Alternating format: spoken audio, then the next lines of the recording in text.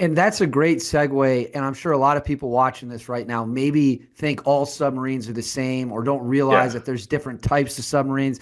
I yeah. know that when we kind of talked to each other the first time, I was very intrigued by the differences. So, can you explain the different types, the different classes, and what Sure. role pros cons of you get with each of the three?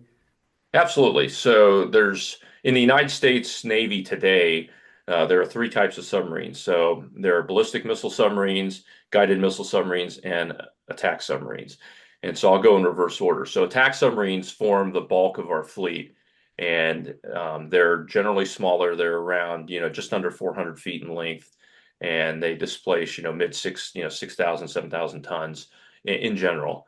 And there's several classes of them. There's a Los Angeles class, which is the Cold War vestige submarine. Was the workhorse of the fleet through to the end of the Cold War. Um, and they're still around, but they're being decommissioned as they're aging out. And then we have Seawolf class attack submarines. There's three of them.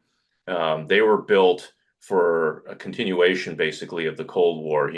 Definitely to go up against high-end Soviet submarines. But because of the peace dividend, that class of submarine was cut short at three, and so there's only three in existence. And then we have the Virginia class attack submarine, which is becoming the workhorse of the submarine force today. They were built for a post-Cold War environment. They're smaller, they're slower, but they're very quiet.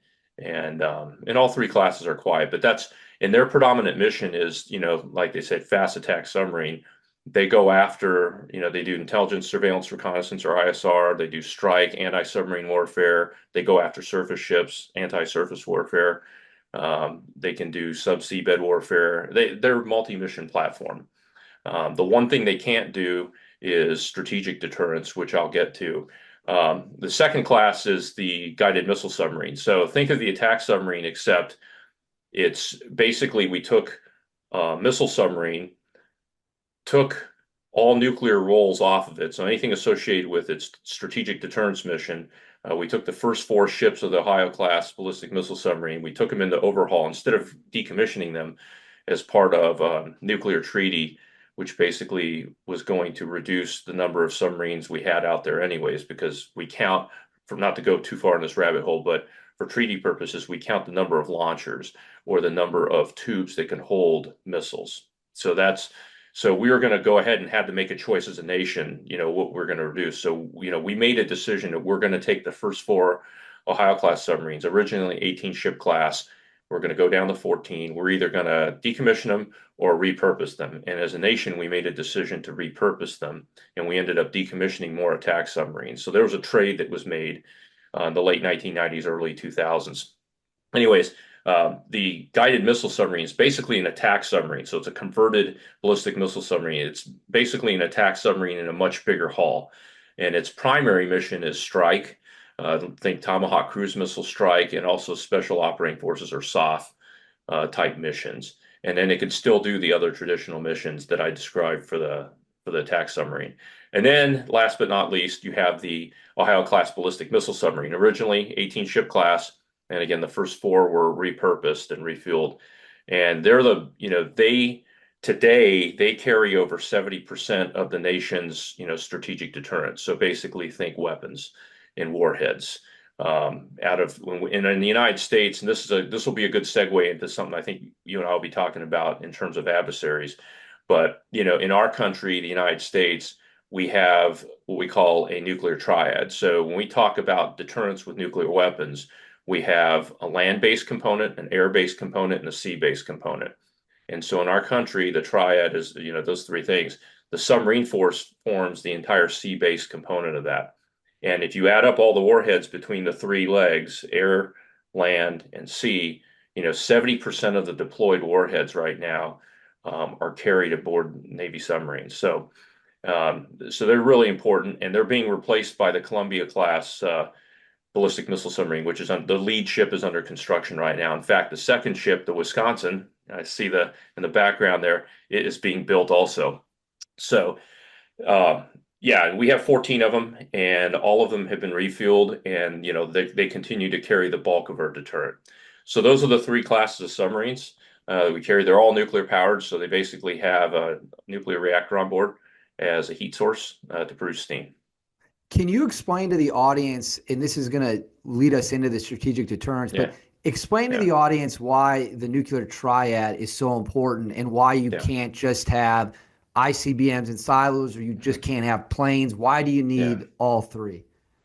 Yeah, great question. So the United States, we made a choice back in the Cold War to diversify our capability to defend ourselves. So the primary goal of strategic deterrence is, the word deter. Deter our adversaries from nuclear attack on us, a devastating attack against us. So the calculus is, formed on a school of thought called mutually assured destruction. This is back from the Cold War, Soviets versus the United States. And so we started off, at the end of World War II with just bombers. And, as we got smarter in developing rocket technology, we went to intercontinental ballistic missiles. And then we figured out a way to miniaturize a land-based missile, put it on a submarine, and actually make it work so it can launch from underwater, which was a very revolutionary thing in its own right. And so by having all three legs, we have the flexibility as a nation to deter against our adversaries across all kinds of different scenarios. So I'll pose it to you one way is, if you want something, you want to be able to dial up, it's kind of a that's my word, not anybody else's. But if you want to strike immediately, the president can direct shooting, ICBMs because they're already ready to go and they're in just ground-based silos ready to go. Aircraft, after the end of the Cold War, at the end of the Cold War, the first President Bush basically ordered alert bombers to be stood down. So we no longer have bombers ready to go and take off. Some of your viewers, you may not know that back during the Cold War, we kept an alert posture. Initially, after in the 50s, going into the 60s, we actually kept aircraft flying around all the time with nuclear weapons, and then we actually stood down from that posture and kept them on what we call ground alert. And then so the air component is visible. So from a political tool, by having a visible deterrent, that's very helpful.